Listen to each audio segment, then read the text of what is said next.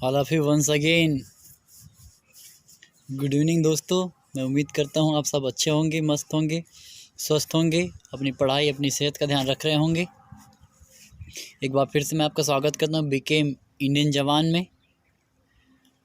मैं सबसे पहले कल के लिए सॉरी बोलूँगा, जो वीडियो मैंने विदहेल्ड के लिए और बायोमेट्रिक के लिए अलग अलग बनाकर मुझसे गलती हो गई थी।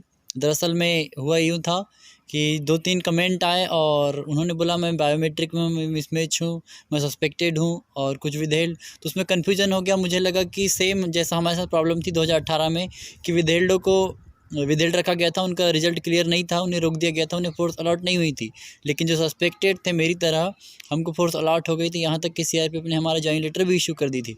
तो इसमें थोड़ा सा मुझे कन्फ्यूज़न था, जिस कारण से वो सारी चीज़ें हुई। तो उसके लिए मैं आपको सॉरी बोलता हूँ। और एक गुड न्यूज़ है आपके लिए कि जो विदहेल्ड हैं और सस्पेक्ट जो भी जिसको भी जो प्रॉब्लम है, चाहे डॉक्यूमेंट की हो, थंब मिसमैच की, जो भी 1 बार 2 बार 3 बार कितने भी बार आपको प्रॉब्लम हुई है, तो आप सबके लिए गुड न्यूज़ देना चाहूँगा। मैंने हमारे सर से बात की जिन्होंने हमारा काम कराया था, तो आप सबके लिए गुड न्यूज़ है। जैसा हमारे साथ हुआ था कि कुछ लोग विदहेल्ड थे, कुछ बायोमेट्रिक थे, ये सारी प्रॉब्लम हुई थी। लेकिन आपके लिए अच्छी खबर है कि सारे को विदहेल्ड रख दिया है उन्होंने।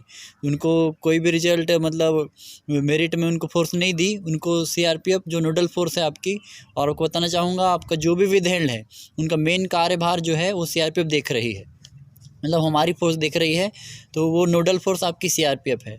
तो अब जो विदहेल्ड में है, जो सस्पेक्टेड बायोमेट्रिक मिसमैच डॉक्यूमेंट जो भी प्रॉब्लम जिनके साथ थी, और कुछ लड़कों का मुझे मैसेज आया जिनकी कोई प्रॉब्लम नहीं है, जिनका थंब मिसमैच भी नहीं हुआ है और बायोमेट्रिक प्रॉब्लम जो थंब मिसमैच का वो भी नहीं, डॉक्यूमेंट भी नहीं, सब कुछ क्लियर होने के बाद मेरे पास ऐसे 2 से 3 लड़कों ने मैसेज किया और उनसे कॉल पे बात किया कि उनको फिर भी विदहेल्ड में किया गया है। तो इसके लिए तो उनको कोर्ट केस जाना ही चाहिए, उनको वेट करने की कोई ज़रूरत नहीं, क्योंकि उनकी कोई गलती न होने के बाद वो अपनी सैलरी का नुकसान क्यों करेंगे।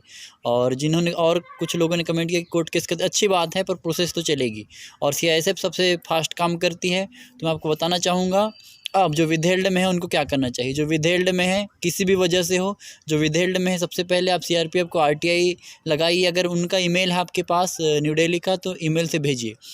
तो सबसे पहले विदहेल्डों को, सारे लोगों को काम करना चाहिए कि सबसे पहले आप जानने की कोशिश कीजिए कि आपको कौन सी फ़ोर्स मिली है। आप एक अपना अनुमान मत लगाइए कि आपकी कट ऑफ से नंबर ज़्यादा है तो मेरे को ये फ़ोर्स मिल जाएगी। आप रिटर्न में अपने पास प्रूफ रखिए कि हाँ मेरे को ये प्रूफ है। जैसे मेरे को एक भाई ने लेटर भेजा, उसका पीडीएफ का वीडियो बनाने की कोशिश कर रहा हूँ, लेकिन मेरे को टाइम नहीं मिल रहा है। अभी भी हम ऑन ड्यूटी हैं, हमको ड्यूटी में भेज दिया जाए, टाइम कम मिलता है, तो ड्यूटी में ही अपने रेस्ट के टाइम में आपके लिए वीडियो बना रहा हूँ।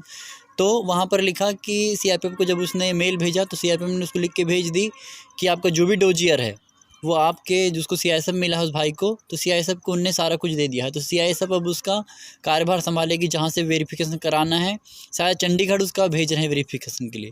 तो मैं जहाँ तक कि जानता हूँ कोलकाता एक सीएफएसएल एनसीआरबीसीएफ भी एक ही होता है, जिसमें थंब का इम्प्रेशन का वेरिफिकेशन होता है, ठीक है।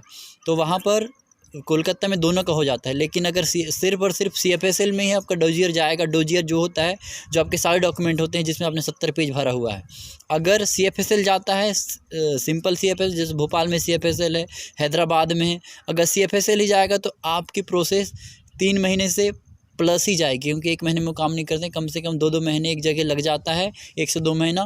फिर वो सीएफएसएल से आएगा, आपके जीसी आएगा, जैसे सीआईएसएफ का है तो सीआईएसएफ के सेंटर में आएगा वो, एसएसबी का एसएसबी, बीएसएफ का बीएसएफ। वो सीएफएसएल का प्रोसेस होने के बाद वहाँ पर आता है आपके ग्रुप सेंटर में, जहाँ आपको ज्वाइनिंग करना है। फिर वो चेक करेंगे, फिर 10 से 15 दिन बाद फिर वो एनसीआरबी भेजेंगे, वहाँ 2 महीने रखेगा, 1-2 महीने वो रखेंगे, ऐसे करके टाइम हो जाता है। अगर एक ही जगह जाता है तब तो जल्दी हो जाता है। पर गुड न्यूज़ ये कि सबको एक साथ विदहेल्ड रख दिया। और सर लोग से बात हुई और कुछ लड़कों से भी, तो उन्होंने बताया कि ऊपर से प्रेशर है कि इस बार जल्दी करके देना है। तो आपके लिए अच्छी न्यूज़ है कि इस बार आप सबकी प्रोसेस जल्दी हो जाएगी, इसलिए डोंट वरी रहिए, सबको ज्वाइनिंग मिल जाएगी और जल्दी मिलेगी। खास करके सीआईएसएफ वालों की प्रोसेस बहुत जल्दी होती है। उसके बाद हमारे 2018 में बीएसएफ ने जल्दी काम की थी, उसके बाद थी एसएसबी और उसके बाद थी असम राइफल। इन 4 लोगों ने बहुत अच्छा काम किया था। बाकी एनआईए का तो मुझे कोई पता नहीं चला, और सीआरपीएफ ने तो कोई भी बात को बाहर नहीं की थी, उसने सिर्फ जब ज्वाइनिंग लेटर आया तो दे दिया था। तो आपको काम ये करना है, जिसको फोर्स पता चल गई है वो तो अपनी फोर्स से कांटेक्ट में रहे, उसकी फोर्स ही उसको जानकारी देगी किसी भी चीज़ के लिए। और जिसको फोर्स अलॉट नहीं हुई है, जिसको भी पता नहीं है, जो विदहेल्ड में है किसी भी कारण से, और जिसको पता नहीं है कि मुझे फोर्स कौन सी मिली है, तो भाई को काम करना चाहिए। आप सीआरपीएफ को आरटीआई लगाइए, या तो फिर आप उसको ईमेल कीजिए या कांटेक्ट कैसे भी करके अपनी फ़ोर्स का जानकारी ले लीजिए, ताकि आपको पता चल जाए कि आपको कौन सी फ़ोर्स मिली है और उस फ़ोर्स से आप पता कर सकें कि आपका डोजियर का काम कहाँ पर हो रहा है।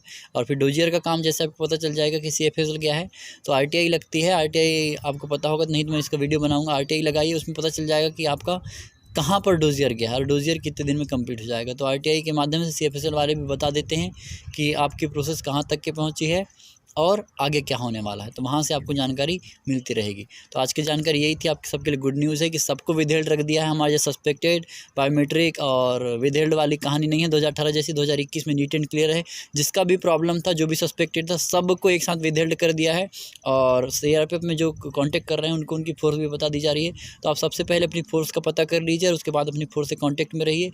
श्योर आपका 2-3 महीने के अंदर कंप्लीट हो जाना चाहिए। जो कोलकाता जिसके डोजियर गए हैं, खासकर वो बंदे तैयार रहे, उनकी ज्वाइनिंग जल्दी होगी, क्योंकि एक बंदे का भी डॉक्यूमेंट वेरिफिकेशन कंप्लीट होता है तो उसको ज्वाइनिंग दे देते हैं, उसको रोक कर नहीं रखते। ये नहीं कि ग्रुप बनेगा तब ज्वाइनिंग दी जाती है, ऐसा कुछ नहीं है।